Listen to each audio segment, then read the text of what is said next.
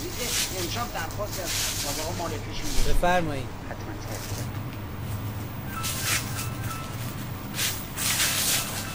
بفرمایید.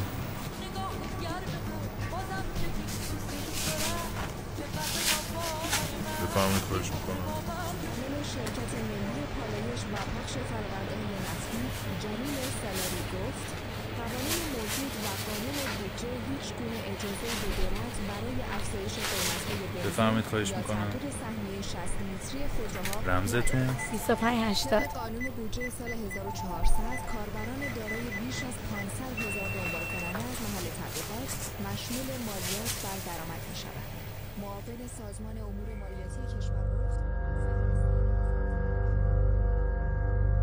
من پریودم و اتفاق طبیعی بدنم رو پنهان نمی کنم.